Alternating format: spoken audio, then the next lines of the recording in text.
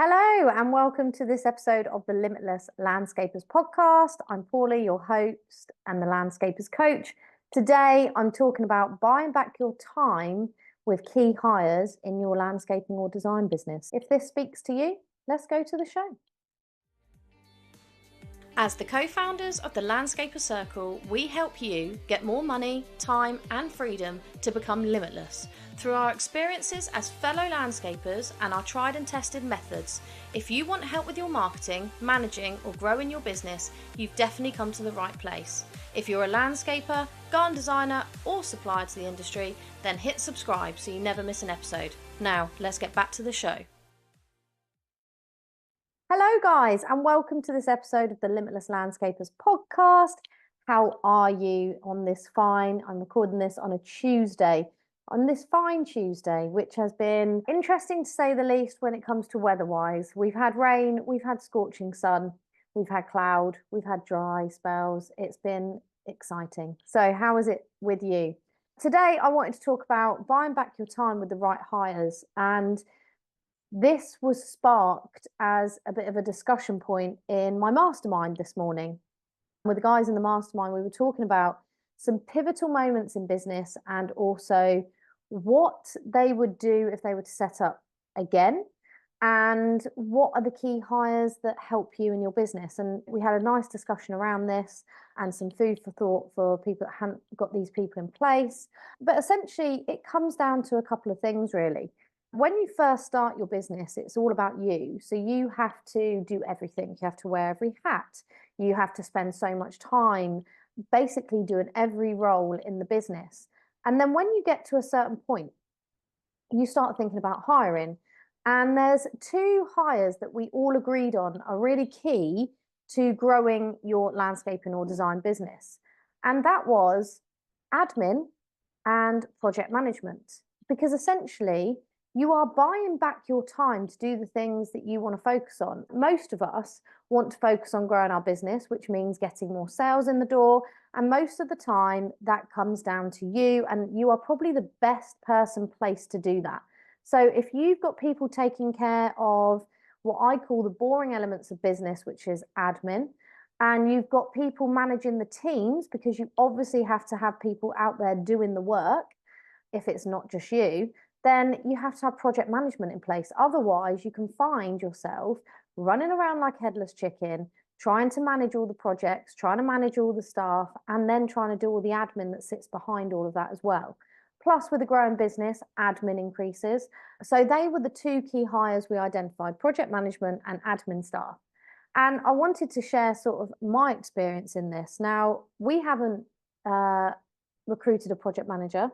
We have actually made the decision to downsize our business. However, one key element in TLC as a business and Aura Landscapes as a business was the hire of someone trusted into the admin position. And the reason I say this is because I don't think I did it quick enough. And when we discussed this in the mastermind, they all said the same thing. They hadn't done it either. Some of them haven't implemented that hire yet anyway. But for those that had, they hadn't hired as quickly as they should have done in hindsight, because hindsight is, of course, a wonderful thing. But essentially, having an admin staff, whether that's employed or subcontractor, one of the guys have them as employed. I choose a subcontractor for my admin and also an overseas VA for TLC. It really does free up your time, because ultimately you can give them all the jobs that A, you're maybe not so good at, or B, you really hate doing, so you put them off. Now, one of the jobs that we identified that all of us hate doing, but know we need to do it, is the cash flow forecast. And interestingly enough, we were saying it's like a full circle moment, because genuinely, when you are looking to grow your business, and you're looking at recruitment, you have to go back to your cash flow forecast. You have to go back to knowing your numbers in order to understand if that decision is viable and if it's going to make a difference to your business in the growth stages, and whether you can actually afford to add that cost on to your business, because it is a cost. However, we also discussed that, yes, it's a full circle moment.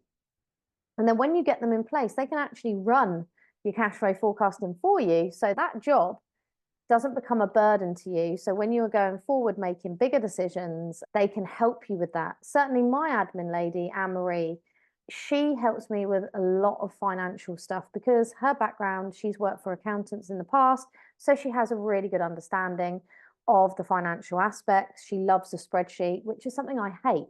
So I get to pull upon her experience and what she enjoys. And then it helps me grow my business better, make sure we're making profit. And essentially, it also helps me with the overwhelm, because that was another discussion point we talked about this morning.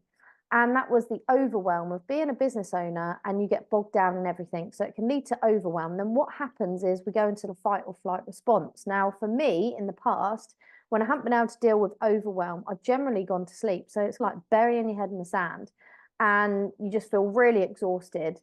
And it really is the worst procrastination because you essentially ignore everything until it gets really overwhelmed. Then you do something about it and realize it wasn't as bad as you thought it would be anyway. But that's generally what overwhelm does. You have a fight or flight response to it. Now, what I did with Anne-Marie in my business is I gave her the stuff that made me anxious. So now she deals with stuff that used to, if it fell to my plate, would give me stress, anxiety, overwhelm. It would add to the already overwhelming task of being a good business owner. And essentially, she helps with that. Also, something that she's become is a barrier to myself and Mike. So no one can generally get to us directly. They tend to go via Anne-Marie. So clients, staff, because she is dealing with a lot of the timesheets, staff go to her. She deals with all the holidays, staff go to her first. When it comes to clients, because she's dealing with the invoicing and payment chasing and all of these sorts of things, they go to her if they've got problems or issues. So she can be the first port of call. So it gives you a bit of breathing space as well.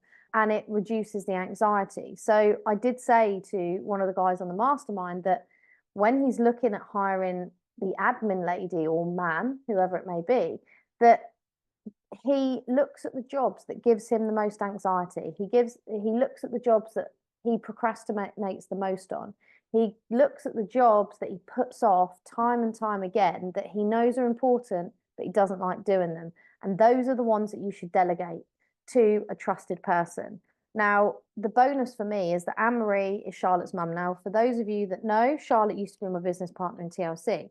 And essentially, there's a lot of trust there. So with her getting involved with the figures and financials and the planning of the business, that's because I trust her wholeheartedly. And I understand that might not be the same when you first make your admin hire.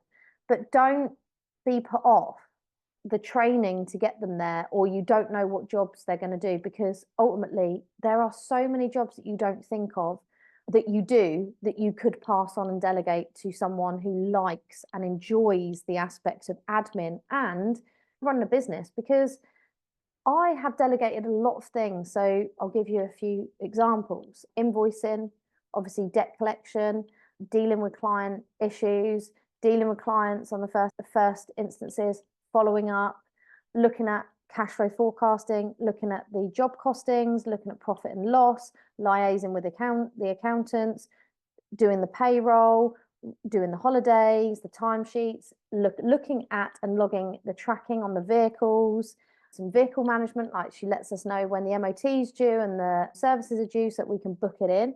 But it's just having that person there, because as a business owner, you want to be the most, how do I say, organized person. But essentially, when you've got lots of stuff coming in, your brain can only hold on to so much of that stuff that's always coming in. You also are dealing with a lot of firefighting issues. So you're dealing with issues all the time, little things on jobs, off jobs, in your personal life, in the business. And sometimes you just can't compute everything. So to have someone that can say, oh, this needs to be done.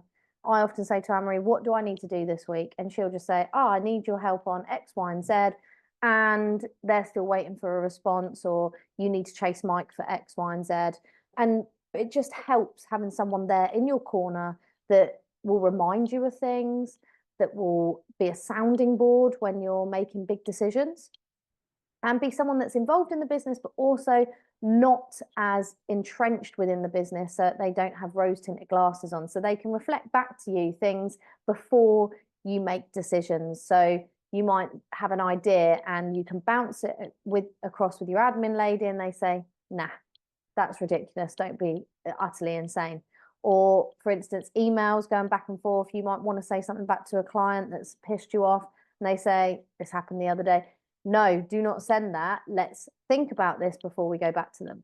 So it's having someone there in your corner to help with your business and growing. And that's essentially why admin should be one of your first hires as you begin to grow or as you plan to grow as well. But it is true, you need to circle back to the figures. You need to update your cash flow always. It needs to be a live document. I just spoke to the guys on the mastermind and they haven't done a live cash flow for ages. They know they need to, but they've been putting it off. And I hear that so often, or that someone's never done one in their life and they're making massive decisions on growing their business. So it's a really key element to keep you grounded, to keep you focused on the numbers and what's really happening in your business. The second hire that we spoke about and we discussed in more detail at the mastermind was the project management hire. Now, project managers are worth their weight in gold if they are good, because although there are a cost that you have to plug into the cash flow to make sure you can afford it, to make sure it's viable, if they are running your teams for you, they are saving you money, and money is valuable. They're saving you time, and time is valuable. But they're also, if they're saving you money by managing the running of the jobs better, getting them done within the time frame, under budget or to budget, maybe they're making some cost savings on hire or materials or with suppliers. Maybe they're just getting the jobs done quicker because they're guiding the teams and managing them better than you are. Then they are worth their weight in gold. And for one of the guys, it's actually saving him money and giving him time back. And then he gets to spend that time doing whatever the hell he wants, whether that's something for personal growth or whether that's something for business growth. That's down to him. But essentially, he's buying back time and it works. So they are the two hires that I would essentially get you to think about as you are on the journey of growing your business and developing your business to the next level, whatever that looks like for you. And there's multiple ways you can hire, but we can discuss that further if that's something that you have a question on, how you hire these people. But essentially, it's starting to think who can support you. I am here as the landscapers coach. If you want support in your business, if you're looking to take it to the next level, I do offer one-to-one coaching and mastermind. Get in touch if I can be of any help to you guys, because that's what I'm here for, to help and support you in your businesses. Because the journey in business is not easy. It has its ups and downs. Over the last 15 years, I've probably had equal amount of downs as ups, but we're still here, and that's something to be celebrated. If you are still in business and you are making money, then that is something to be celebrated. Even when you are feeling like sometimes it's completely overwhelming, sometimes you think, am I doing this? It's super stressful, but not one size fits all. That was another thing we touched upon today, is what might be a really good business model for you might not work for me, and vice versa. So there's multiple ways that you can run a business to get the most profit out of it and the most enjoyment out of it. And thirdly, and the most importantly, to get as much time back as possible. So think about hiring, circle back to your cash flow, and get in touch with me if you need some support. So that is it for this week's podcast on the Limitless Landscapers podcast. If you want any help, drop me a DM, email, voice note, whatever you want to do. Get in touch. You know where I am. And I will see you next week on the next episode of the Limitless Landscapers podcast. Ciao.